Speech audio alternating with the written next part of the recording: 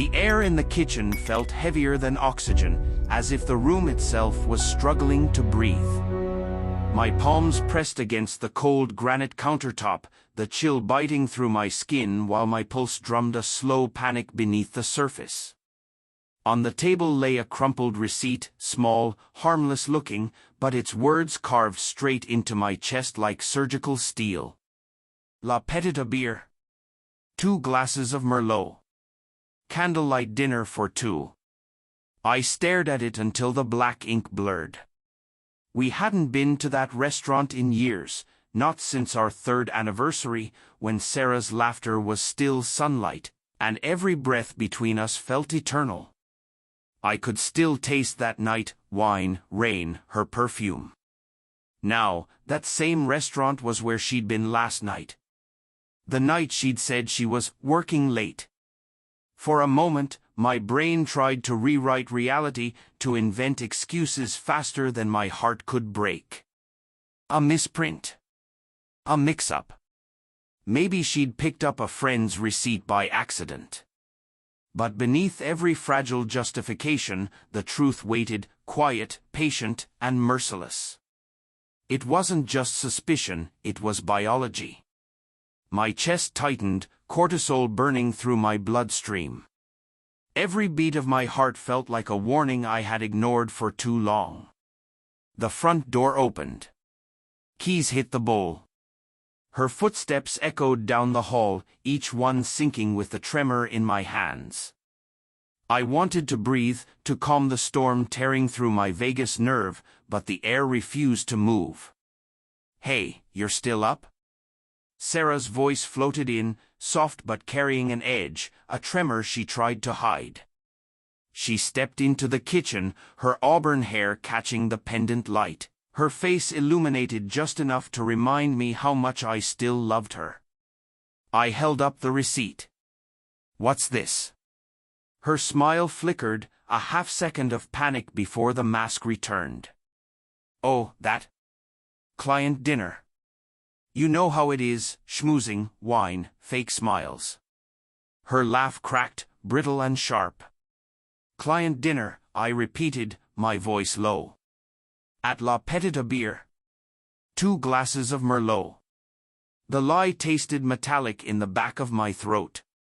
She bristled, her eyes narrowing. "What's with the interrogation, Mark?" "It was work. I don't tell you about every meeting." But she used to. God, she used to tell me everything, her coworkers' bad jokes, her boss's temper, every tedious detail. Now, her words were walls. Carefully built. Designed to keep me out. And I didn't push, not then. Because love softens logic. Because fear mimics reason. Because I wanted to believe she was still mine. The following week unspooled like a fever dream. My mind no longer trusted what it saw. Her phone, always in her hand, screen tilted away. Her scarf, smelling faintly of a man's cologne, one I didn't wear. Her laughter, different, lighter, as if someone else had turned it on. Each observation released another drip of adrenaline through my veins, keeping me wired, sleepless, half alive. Then came the confirmation I didn't want but somehow expected, a hotel email, briefly visible before she deleted it. A message that flashed, "Can't wait to see you again." Every nerve in my body felt electric. The human brain can only handle so much uncertainty before it craves pain just to feel clarity. It happened on a rainy Tuesday. She was in the shower. Her phone rested on the bedside table, glowing faintly. My hands shook as I entered the passcode, our anniversary, now reduced to an access key for betrayal. The screen unlocked, and there it was. J. No last name. Just a thread of messages, glowing in that dim light like open wounds. "Miss you already? Last night was incredible." My vision tunneled. My heart pounded so hard I felt it in my throat. Every system in my body fought itself, fight, freeze, collapse. I sat down because my legs wouldn't hold me anymore. The rain outside hit the window in sync with my pulse. When she came out of the bathroom, wrapped in a towel, steam swirling around her, she froze. Her eyes darted to the phone in my hand. "Mark," she began, but I cut her off. "Who's Jay?" My voice was calm, too calm.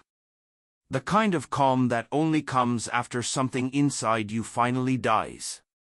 She hesitated, her pupils dilating as guilt flooded her bloodstream. "It's not what you think," she said, her voice trembling under its own weight. "Don't," I whispered. "Just don't." And then came the unraveling. Her words stumbled out, "His name's Jonathan." It started at work. It wasn't supposed to mean anything. But every neuron in my brain screamed at the contradiction. The affair wasn't a single moment. It was thousands, texts, touches, choices. A slow erosion of us. She said she loved me. That she was lonely. That she didn't know how it happened. But her tone was mechanical, her eyes unfocused, like someone reciting a confession already rehearsed. I didn't yell. I didn't cry. The body only has so much adrenaline before it turns to numbness. My limbs felt heavy, my heartbeat dull. I looked at her and saw not the woman I'd married, but the echo of who she'd once been. The next morning, I called a lawyer. Each pen stroke on those papers felt like an incision, painful but necessary. When I handed them to her, she looked stunned, her voice breaking. "Mark, please." I shook my head. "Out," I said quietly. "Just out." Her suitcase scraped across the floor, a low metallic drag that seemed to slice through the silence. I watched from the window as her car disappeared into the rain. The house felt cavernous, airless. On the table, that same receipt still lay crumpled, like a death certificate for our marriage. And then, from across the room, my laptop chimed. One new email. Subject line, "I'm sorry." It was from her, time-stamped an hour ago. I didn't open it. Not yet. Because the real betrayal wasn't her affair. It was the quiet part of me that still hoped she'd come back.